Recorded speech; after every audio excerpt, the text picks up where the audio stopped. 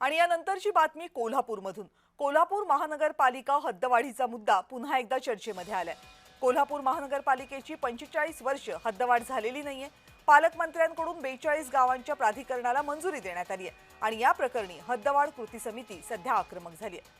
या संदर्भात मंत्री हसन मुश्रीफ यांच्यासोबत बातचीत केली आमचे प्रतिनिधी कुणाल भोईटे यांनी। आपल्यासोबत मंत्री हसनजी मुश्रीफ आहेत। सर, कोल्हापूर जिल्ह्यामध्ये जे काही 42 गावांचं प्राधिकरण पालकमंत्र्यांनी केलं होतं त्याला विरोध होतोय, आपण कसं पाहता याच्याकडे? मी अजून माहिती घेतलेली नाही, माहिती घेऊन बोलेन। सर, कोल्हापूर सीपीआर मध्ये मोठा भ्रष्टाचार जो आहे तो उघडकीस आलेला आहे आणि त्याने CPR मध्ये नाही, ते सार्वजनिक आरोग्य खात्यामध्ये जे सिव्हिल हॉस्पिटलचे जे डॉक्टर्स आहेत त्यांनी काय ते केलं असं मी न्यूज मध्ये वाचलं।